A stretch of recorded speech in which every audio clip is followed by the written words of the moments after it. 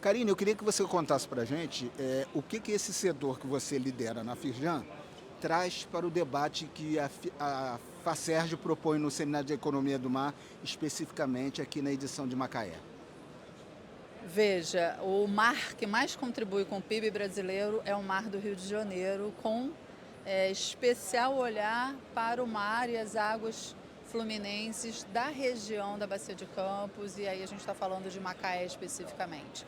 É esse mar que contribui com grande parte da produção de óleo e de gás que nós entregamos hoje, né? Então, algo em torno de 90% de tudo que nós produzimos vem desse offshore, dessa atividade offshore no mar. E para além da atividade de produção de óleo, né, escoamento desse óleo, a gente tem toda a atividade de apoio marítimo, né, que vem crescendo cada vez mais na medida em que a gente vem adicionando novos campos, novas áreas para continuar produzindo, mas também aumentando o fator de recuperação de campos maduros que já passaram ali por uma primeira vida útil de campo e que continuam contribuindo com o prolongamento da cessão dessas áreas. Então a gente está falando que uma primeira cessão alcançou ali 25, 30 anos e ela agora vai para um novo período de mais 25, 30 anos, como campo maduro, para que operadoras independentes, operadoras privadas possam fazer investimento e aumentar o fator de recuperação desse óleo, desses reservatórios. Quando você nos fala em Campos Maduro, automaticamente nos associa à finitude da exploração do petróleo. Como é que a Firjan entende esse debate sobre a transição energética que está em pleno vigor não apenas no Brasil, no Rio de Janeiro, mas em todo o mundo? A gente não fala de transição energética sem falar de eficiência energética e integração energética. Então, para a gente alcançar uma transição energética de fato, a gente precisa ser mais eficiente energeticamente e a gente precisa fazer integração energética. Eu tenho que integrar minha capacidade de produzir óleo, de entregar gás, com a minha capacidade de construir futuro com uma eólica offshore, por exemplo, com o CCUS, com outras possibilidades, com outras tecnologias que constroem aqui para a gente um cenário de agregação de energia. Então, transição energética para nós é agregação de energia para entregar a cada um de nós, seres humanos, né, trabalhadores, empresários, a população de modo geral, mais conforto. Mais conforto significa mais energia. Então, quanto mais energia você tem disponível, mais conforto você consegue entregar para a sociedade, mais possibilidade de interação e integração de tecnologia na vida do dia a dia de cada um de nós é possível, porque você tem energia disponível e aí a gente tem os três pilares que são fundamentais. Há um preço competitivo, dentro do momento ou dentro do prazo que eu preciso. Eu não posso ter uma energia de emergência porque essa energia fica mais cara, então ela tem que ser uma energia entregue no meu dia a dia e com qualidade. Eu não posso ter interrupção nem queda e preciso ter a agregação de tecnologia, porque aí a gente volta lá no requisito de eficiência e de integração e aí a gente faz essa roda girar. Aí quando você fala de toda essa complexidade de setores, a gente automaticamente se remete ao marco regulatório do setor de petróleo e gás. Não é isso? É uma preocupação que se tem que ter por conta de legislações específicas e que, pela importância que o Rio de Janeiro tem, ele deve estar na dianteira dessas discussões em nível nacional. Sim. Veja, nós como sociedade, como Estado do Rio de Janeiro, né, que temos ali uma participação fundamental neste mercado mais amplo do óleo, do gás, das energias, do ambiente naval, nós temos que preservar a atração de investimento. Então, nós temos ainda muito o que construir, muito óleo, muita energia para entregar e para a gente fazer isso a gente precisa de recurso financeiro. Então, a gente precisa de uma taxa de juros adequada ao investimento, a gente precisa de uma legislação com regulamentação adequada aos mercados existentes e a gente vive uma evolução regulatória. Quando a gente olha para uma ANP, Agência Nacional do Petróleo, ou a gente olha para uma Agência Nacional da Energia Elétrica, o que a gente percebe é que a gente precisa ter sempre essa visão de evolução regulatória. A gente não regula e para, a gente regula, observa o mercado, monitora a posição dos agentes, como os agentes respondem a essa regulação, ajusta a regulação e evolui. Então, a evolução regulatória e legislativa, para que a gente possa atender aos mercados e aos segmentos demandantes, é fundamental.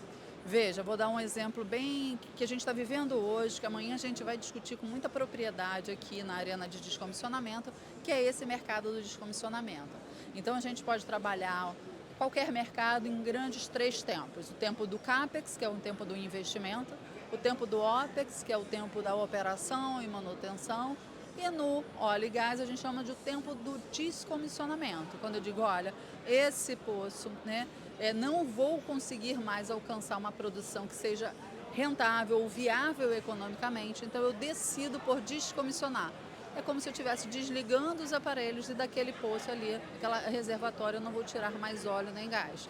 Então, desligo aquela aparelhagem, que é exatamente o descomissionamento. E aí eu vou decidir se aquelas infraestruturas vão ser desmanteladas e vão para alguma recuperação de aço, de equipamento, ou se elas serão revitalizadas para aproveitamento numa outra área ou num outro campo. Então, todo um mercado que se quer constituir para o Brasil. Nós temos como referência a Convenção de Hong Kong, que é quem normatiza esse ambiente, quem dá as grandes diretrizes das melhores práticas. O Brasil vem fazendo um trabalho para que seja signatário da Convenção de Hong Kong e, para isso, nós precisamos do nosso legislativo. Nós precisamos que um projeto de lei seja aprovado, para que com esse projeto de lei nós tenhamos os requisitos para que possamos então ser signatários da Convenção de Hong Kong e com isso, para além do mercado brasileiro de descomissionamento, a gente também fica disponível para outros mercados no entorno aqui do Brasil que podem também utilizar as nossas infraestruturas de corte, de acostamento, de limpeza, de casco, de tudo que envolve, todas as atividades que envolvem o descomissionamento, também atendendo esses outros mercados de outros países que também têm não só plataformas, mas embarcações também para descomissionar e desmantelar e revitalizar e etc. O Brasil discute hoje uma importante fronteira representada pela margem equatorial. O que o Rio de Janeiro tem a contribuir para esse debate? Muito, muito. A gente tem, primeiro, muita experiência do que dá certo e também do que dá errado, para que a gente não repita. A gente tem uma cadeia de fornecedores instalada principalmente, é importante para o CAPEX, para aquele momento do investimento, mas fundamentalmente para o período de operação e manutenção. Então, é um encadeamento produtivo de indústrias e de prestação de serviço que está ancorado aqui em Macaé e que pode, sim, também aumentar sua escala de entrega quando você vê uma nova fronteira sendo desenvolvida. Então, tem ali uma parceria, uma interação grande com o estado do Amapá hoje, também com o estado do Pará, com o estado do Rio Grande do Norte, o estado do Maranhão também. Fazem parte do universo do que a gente tem, que é a ONIP, que é a Organização Nacional da Indústria do Petróleo. Então, são federações e governos com os quais nós temos dialogado, porque para nós, como indústria e como país, é fundamental que a gente alcance essas novas fronteiras. Então, nós vimos aqui na abertura a apresentação da Equinor, apresentando o que é o desenvolvimento do Campo de Bravo, né, o que eles vão entregar agora com o Campo de Raia, corrigindo. E esse campo, a gente viu ali pelo cronograma, são para lá de 20 anos. Então, assim, é muita resiliência, muita tecnologia, muito investimento e nós precisamos dessas novas fronteiras, né?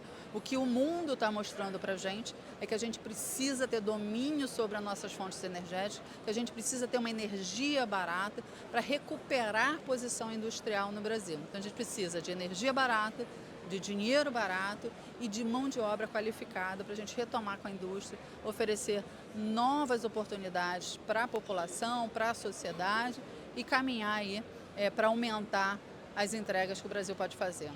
Obrigado, Karine. Muito obrigada.